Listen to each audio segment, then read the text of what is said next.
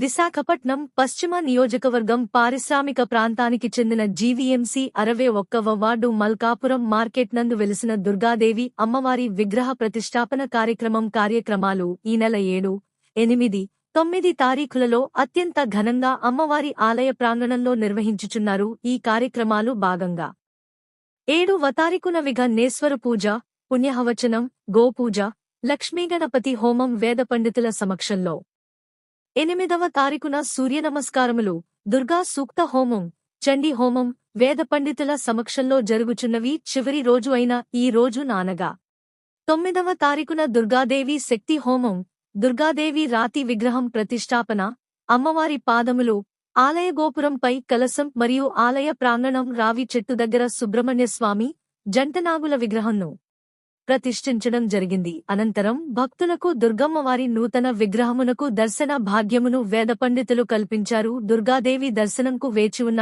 అనేక మహిళా భక్తులు అమ్మవారికి జయ జయ ధ్వనులతో భక్తులు దర్శించుకుని ఆనందం పొందినారు. రాత్రికి దుర్గామల్లేశ్వర స్వామి కళ్యాణం జరిపించడం జరుగుతుందని తెలియపరిచారు వేద పండితులు. అనంతరం అన్న సమారాధన కార్యక్రమం కూడా జరుగును అని ఆలయ కమిటీ వారు తెలియచేశారు.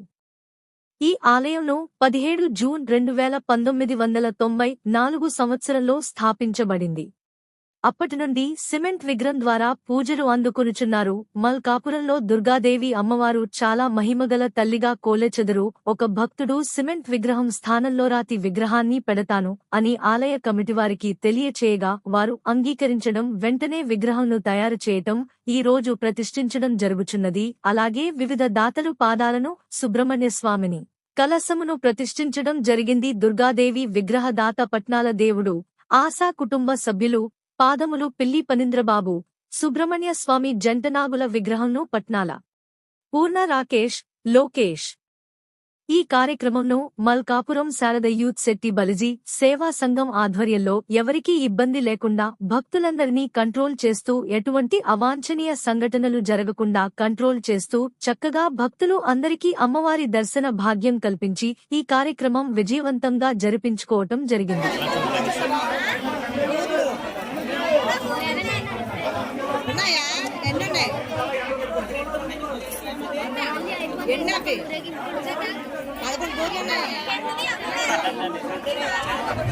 అవునే తెచ్చి అంటున్నాను అంబికా షాప్ దగ్గర. అందరూ ప్రశాంతంగా కూర్చోండి, కుర్చీలోనూ మ్యాట్లో వేస్తారు, కూర్చోండి ప్రశాంతంగా.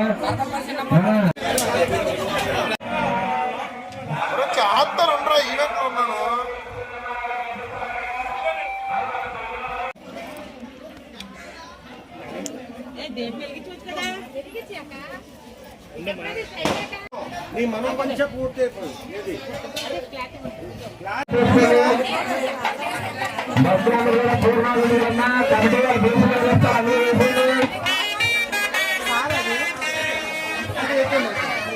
సతీష్ గారు ఎక్కడున్నారు? చైతన్య గారు ఎక్కడున్నారు?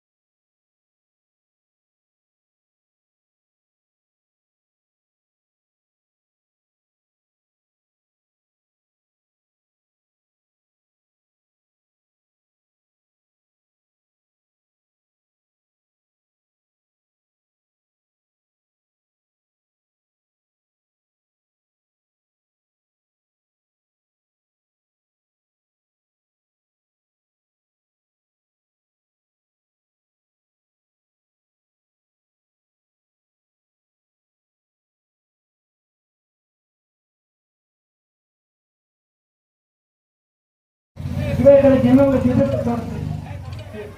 జిన్ని కనపడుతుంది వాళ్ళ దగ్గరికి వచ్చేవాళ్ళు. శ్రీ శారదా చెట్టిపల్లి సంఘం చెట్టిపల్లి సంఘం ఆధ్వర్యంలో జరుగుతున్నటువంటి శ్రీ నూతన విగ్రహ ప్రతిష్ట కార్యక్రమం ఈ శారదా చెట్టిపల్లి సంఘం మల్కాపురం గ్రామం ఆధ్వర్యంలో జరుగుతున్నటువంటి కార్యక్రమం. అలాగే శ్రీ దుర్గాదేవి అమ్మవారిని మల్కాపురం గ్రామంలో 1987లో తీసుకురావడం జరిగింది.